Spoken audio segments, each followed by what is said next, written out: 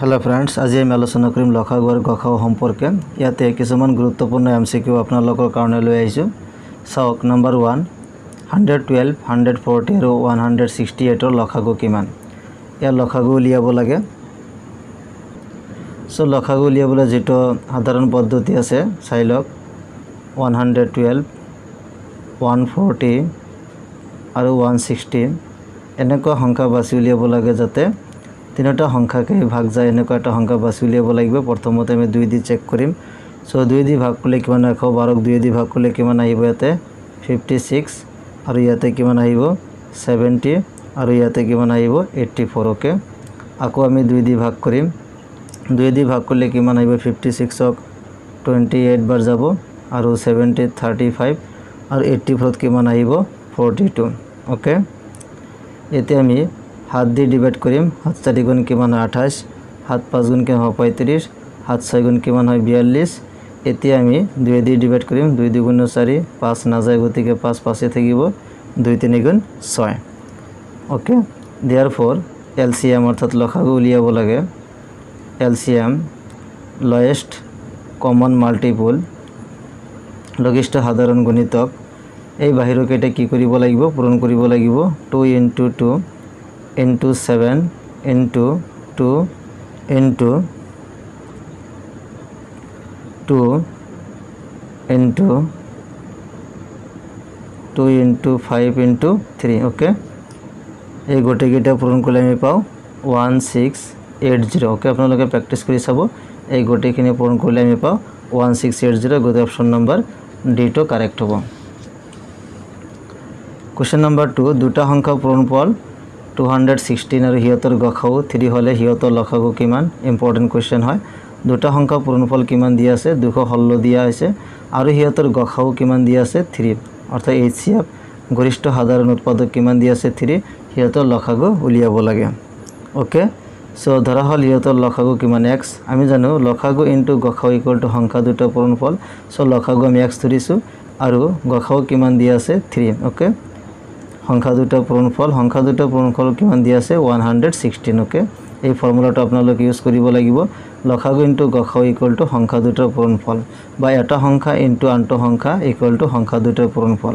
এই ফৰ্মুলাটো আমি এপ্লাই কৰিম। এতিয়া x ৰ মান উলিয়াম equal to 216 divide by 3। Okay, 3 7 গুণ 21, 3 2 গুণ 6 ইকুয়াল টু কিমান আহিব আমাৰ? 72। অপশ্যন নম্বৰ এ টো কাৰেক্ট হ'ব। একেবাৰে সিম্পল হয়, ইজি হয়। সক জাস্ট এটা সংখ্যা ইনটু আনটো সংখ্যা ইকুয়াল টু সংখ্যা দুটাৰ পূৰণফল বা লসাগু ইনটু গসাগু ইকুয়াল টু সংখ্যা দুটাৰ পূৰণফল। এই ফৰ্মুলা দুটা এপ্লাই কৰি আপোনালোকে এনেকুৱা টাইপৰ অংক সমাধান কৰিব পাৰিব। সক কোৱেশ্চন নম্বৰ 3 দুটা সংখ্যাৰ লসাগু আৰু গসাগু ক্ৰমে 180 আৰু 3। সংখ্যা দুটাৰ এটা সংখ্যা 45 হলে আনটো সংখ্যা কিমান? আগৰ ফৰ্মুলাটো এপ্লাই কৰিম। ধৰা হল আনটো সংখ্যা x, গতিকে এটা সংখ্যা ইনটু আনটো সংখ্যা, এটা সংখ্যা কিমান দি আছে? 45 দি আছে। এটা সংখ্যা ইনটু আনটো সংখ্যা কিমান হ'ব? সংখ্যা দুটাৰ পূৰণফল। সংখ্যা দুটা কিমান দি আছে? 180 আৰু 3। এটা আছে 180 আৰু এটা 3 আছে। এই সংখ্যা দুটা কি কৰিব লাগিব? পূৰণ কৰিব লাগিব। ওকে, এটা সংখ্যা কিমান দি আছে? 45, আনটো সংখ্যা আমি ধৰি ললো x, গতিকে আনটো সংখ্যা ইনটু এটা সংখ্যা ইকুয়াল টু সংখ্যা দুটাৰ পূৰণফল। এই ফৰ্মুলাটো এপ্লাই কৰিলো।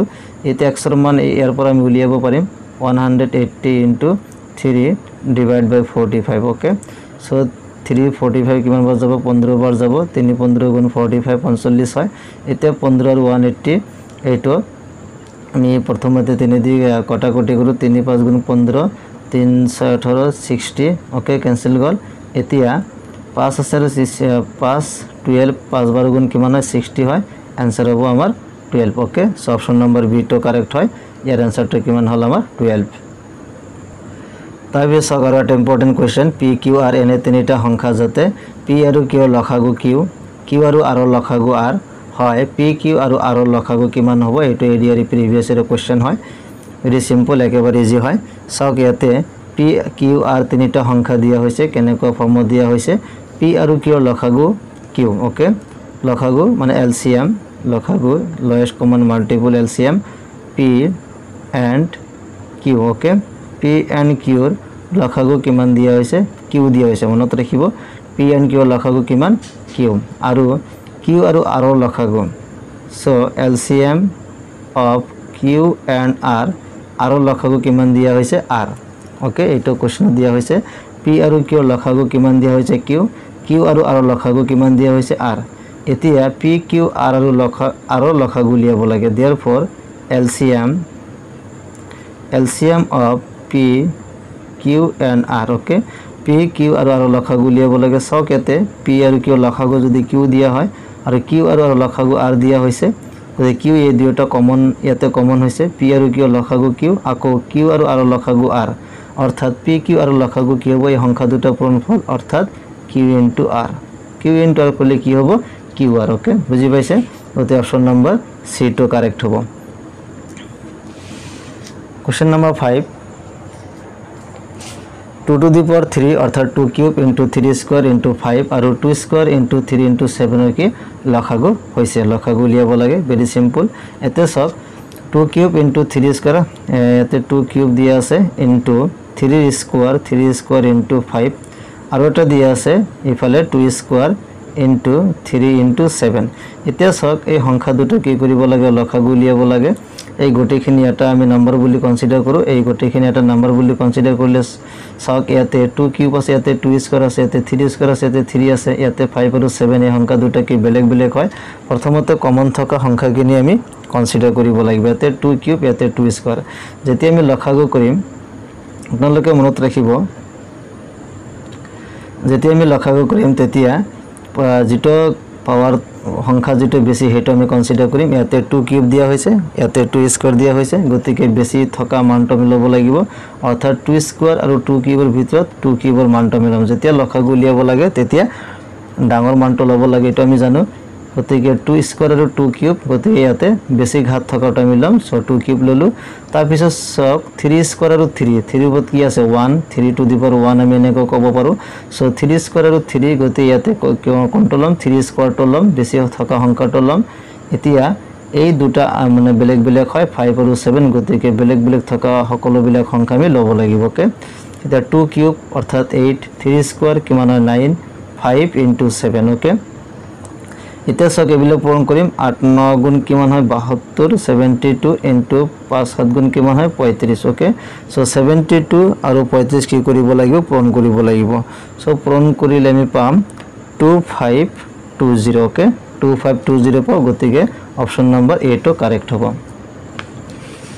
Sir question number 6 important question है 28 40 77 এর হরণ করিলে প্রতিবারতে 8 ভাগশেষ হিসাবে থকা ক্ষুদ্রতম স্বাভাবিক সংখ্যাটো হৈছে আপোনালোকে মনত ৰাখিব যেতিয়া ক্ষুদ্ৰতম শব্দটো উল্লেখ থাকিব তেতিয়া লখাগু উলিয়াব লাগে আৰু বৃহত্তম শব্দটো উল্লেখ থাকিলে কি কৰিব লাগে এই সিয়াপ অৰ্থাৎ গখা উলিয়াব লাগে এতে ক্ষুদ্ৰতম বুলি কোৱা হৈছে সেই কাৰণে প্ৰথমতে সংখ্যাকেইটা কি উলিয়াম আমি লখাগু উলিয়াম तो 16 तार पिছত दिया আছে 28 तार पिছত 40 तार पिছত किमान दिया আছে 77 ओके গতিকে আমি লখাগু উলিয়াব লাগিব प्रथमते 2 দিয়ে আমি ডিভাইড কৰিম 2 8 গুণ কিমান হল 2 14 গুণ কিমান 28 2 20 গুণ কিমান 40 ইয়াতে ভাগ না যায় গতিকে 77 77 এ থাকিব ओके আকৌ আমি 2 দিয়ে ডিভাইড কৰিম 2 4 গুণ 8 2 7 গুণ 14 2 10 গুণ 20 2 77 ভাগ না যায় গতিকে আমি হেনেকৈ রাখি থলো আকৌ আমি 2 দি ভাগ কৰো 2 2 গুণ 4 7 ত ভাগ না যায় গতিকে 7 এ থাকিব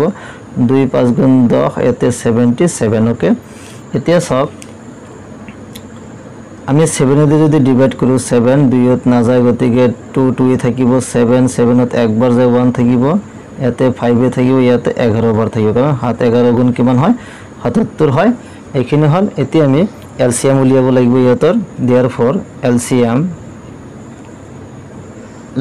লখাগু গোটেখিনি পূরণ করিম আমি 2 into 2 into 2 into 7 into 2 into 1 এটো না লাগে 5 into 11 ओके सो 2 2 गुण 4 4 2 गुण 8 8 7 गुण 56 56 2 5 गुण 10 10 11 110 গতিকে 56 ৰ লগত আমি 110 টো পূৰণ কৰিব লাগিব এতে সব 56 প্ৰথমতে আমি 11 পূৰণ কৰি দিও 6 এতে 5 तार पिছত সব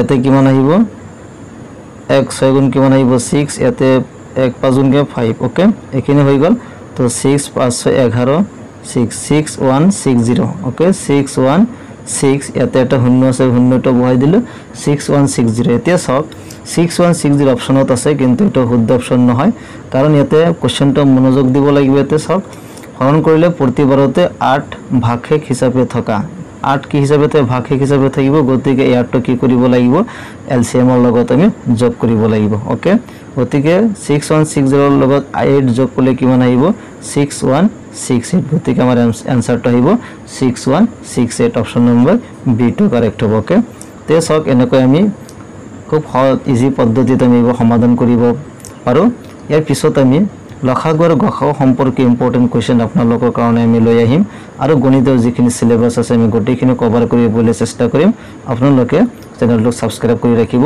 আৰু জেনাৰেল ইংলিশ আৰু যিখিনি জিকে এইবিলাক আমি আলোচনা কৰি আছো আপোনালোকে যদি চোৱা নাই এইবোৰ চাই লব ওকে থ্যাংক ইউ